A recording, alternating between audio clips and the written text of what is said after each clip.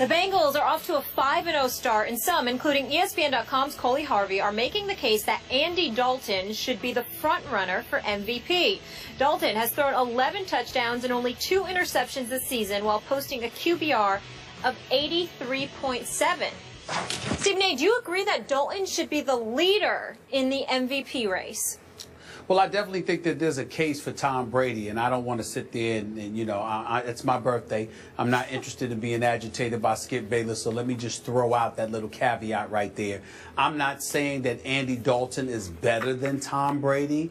I'm not saying that Tom Brady's numbers per se are more impressive, because they are more impressive. But, Skip, here's my case for Andy Dalton, where he came from to where he is at this particular juncture in terms of his personal efficiency, completing about 67% of his passes, throwing just, 2 interceptions. I'm sorry, just throwing just 2 interceptions on the entire year, whereas Brady has thrown none, I know. But also going up against Baltimore and Kansas City and Seattle, etc. All of those things resonate with me. I know he's got the Giovanni Bernards around him, the A.J. Greens, the Sanu, the Jones and Eiferts and those boys, and Hugh Jackson is helping along the way. But so many people talk about the metamorphosis that has taken place and has kicked in where this kid is concerned, how he's really grown and matured and all of this other stuff.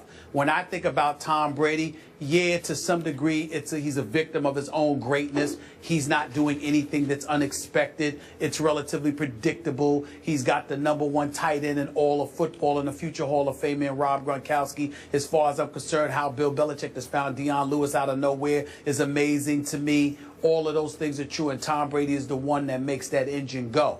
But what I would say to you is a Pittsburgh Steelers defense on the opener with a first-time defensive coordinator in Keith Butler.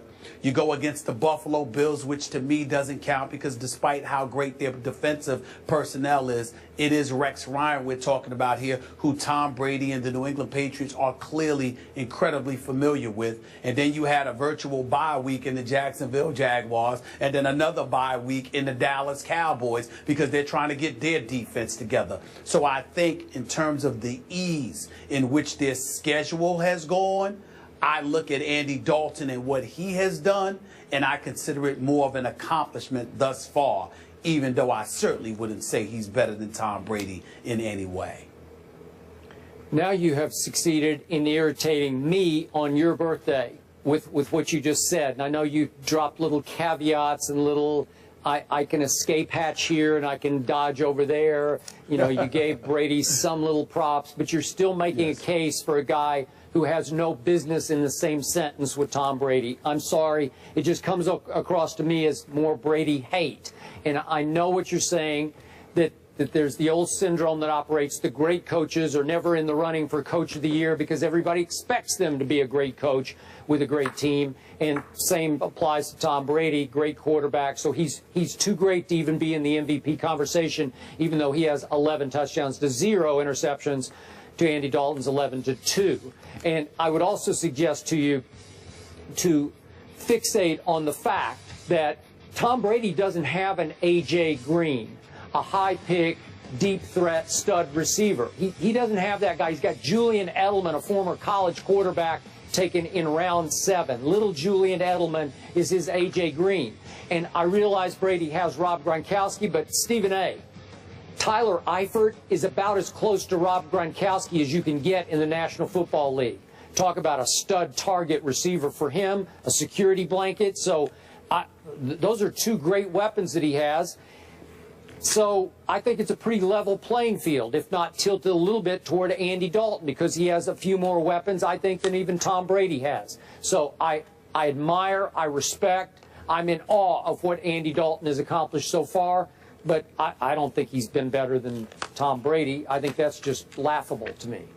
Well, I mean, I think the Jacksonville Jaguars defense against Tom Brady was laughable. And even though the Dallas Cowboys were slightly better with the arrival of Greg Hardy and Rolando McClain, I still think they're a shell of what they will ultimately end up being. So I look at the New England Patriots as basically been able to have this entire season off thus far against the defenses they've played against because of all the aforementioned items I had mentioned. Steelers with a new defensive defensive coordinator, familiarity with Rex Ryan and what he's going to throw at you. And to me, Jacksonville and Dallas doesn't count. So that's my argument. Okay, keep hating. It's okay. The last two Bengals quarterbacks to win MVP, Ken Anderson in 81, Boomer Esiason in 88, both won the AFC title but didn't win in the Super Bowl. Dropping knowledge on Foles today, Skip. Up next, we're going to party like it's your birthday. Really? But it really is. October 14th, Stephen A's B-Day today. Should we give him the last word? Yes. I think we should. Someone else has some words for you, too, Mr. Smith. First Take is brought to you by New Lee Jeans with Active Comfort Denim. Comfort never looks so good. And Infinity, luxury cars that deliver inspired performance. Friend of the show, Jay Farrow, sending his happy birthday wishes to our own Stephen A. Saying happy birthday, Stephen A. Smith, Usher, Stacy Keebler, and me. LOL. Huh, Stephen A., what do you have to say to Jay? Well, first of all, I appreciate a happy birthday to you, my brother. Appreciate you, love you. Jay Farrow, that's my man. Of course, Usher is big time. And for those of you who don't know, Stacy Keebler was special long before she hooked up with George Clooney. I just want to point that out. I just want to point that out. So Jay Farrow's birthday is this is Stephen A's birthday and Jay Farrow's My birthday? man Jimmy Jackson. My man Jimmy Jackson does work for the Big Ten and stuff like that. Used to play in the NBA. It's his birthday too. Jimmy! Way to go. It's Libra season, Stephen A., just celebrate responsibly tonight, will you please? I'll do my best. Happy birthday. Bernard Hopkins is here tomorrow. Okay, first of all, I'm resigning. I'm not retiring. I'll get that part straight. I doubt if I'll ever be a head coach again, but, you know, maybe coaching a high school team or something. So don't say I've retired completely from coaching. Who knows what will come in the future. I always get asked, how much longer are you going to coach? And my answer is always the same. As long as we keep winning these bowl games, everybody's happy, we're ranked, life's pretty good, I guess I can go several more years. But if it starts going south, starts going bad, then I need to get out. All right, that was Steve Spurrier announcing his resignation from South Carolina yesterday. Our own Desmond Howard tweeted the following last night. The media loves Steve Spurrier. Any other coach, the narrative would be he quits on his team halfway through the season because they are 2-4. Stephen A., now that we've heard from Spurrier, do you think he quit on South Carolina? Well, I don't think there's any question that he quit. I just don't blame him for doing so. And I understand that I may very well be in the minority. So what? What else is new? When I think about what Desmond Howard said, he's not false. When I listened to Mike Golick this morning on Mike and Mike, and Mike Greenberg as well, they're not false either. They absolutely are right on point with what they're saying that Steve Spurrier did. The difference is, and I guess Skip is right along with them, the difference is, however, y'all may have a problem with it. I don't. Because I'm reading between the lines of what he's saying. Being 2-4, 0-4 in the SEC, obviously that's not impressive. Struggling to beat Central Florida after being down 14-8 against them at halftime, or up 14-8 against them at halftime a few weeks ago. He saw the handwriting on the wall, but I don't believe it's because of their record. That's the only reason why. I do agree with somebody like Mike Greenberg when he says if they were winning, he would still be there. But I think the fact that you heard the rumblings that you heard, the kind of things that I alluded to yesterday, along with some internal heat and discomfort coming his way, it's one thing to lose. It's another thing to feel unwanted. And even though the president is on record saying he tried to convince him to stay, the president of University of South Carolina, I think there were other people, whether they were boosters, alumni members, etc., looking at him, questioning his age, whether or not he still had it, looking to recruiting and everything else. And I believe that there were some people associated with the South Carolina program that became, dare I say, an irritant to Steve Spurrier.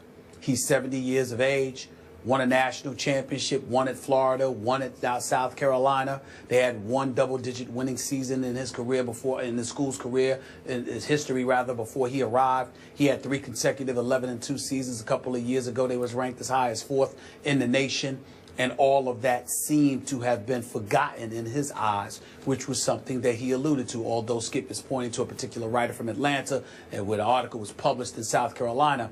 I got the impression from speaking to Steve Spurrier on the air as well as off the air that it was far more than that. Even to him talking about possibly writing a book so he could clarify some of the things that was said about him, a la Nick Saban. So I think all of those things came into effect, and basically a 70-year-old coach who had accomplished more than most in the sport of college football is saying this university of all people are trying to walk around like they don't appreciate me.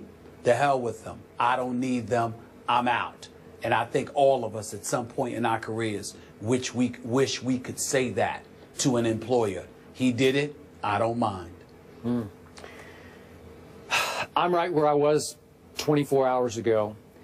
I told you I believed that Steve Spurrier was not finished coaching football on some level, and he indicated as much again yesterday, not only in the media conference, but to our Reese Davis. And I believe he wants to coach again somewhere else. I don't think he would turn down a top college job, although it's probably a long shot one would be offered to him. But I'll also stand by this, Stephen A. If, in fact, Steve Spurrier simply walked away with no provocation, no reason, no, he wasn't incited to leave by any internal event we're not aware of, if that happened, if he just saw the handwriting on the locker room wall and said, you know what, we got no shot, and walked out the door, the back door, I don't love it. And I love Steve, but I don't love that. If you just for no other reason than you just sort of gave up on this season and you left the kids you recruited and the assistants you hired to clean up the rest of the mess or suffer ride out the storm the rest of the season, I don't love it. I must admit, I'm right there with all the other critics, and Desmond Howard is right. I just believe, and I don't have any inside information, something happened. It was either the president or the AD or a group of boosters. There was some groundswell, some pressure being exerted to get Steve Spurrier out of there sooner than later. And when he was made aware of it, he said, okay, I'll do you one better. I'll leave right now, and you can go onward and upward without me. But that doesn't mean that he doesn't want to coach anymore, even throughout the NFL is a possibility. Right where you went just now is exactly what I'm trying to say. That is exactly my point. The swirls around him, pushing him out. He said, I don't need this. Who are you? If it were Alabama, if it were Florida, if it were even Notre Dame to a lesser degree, or USC, maybe. But you're South Carolina. Yep.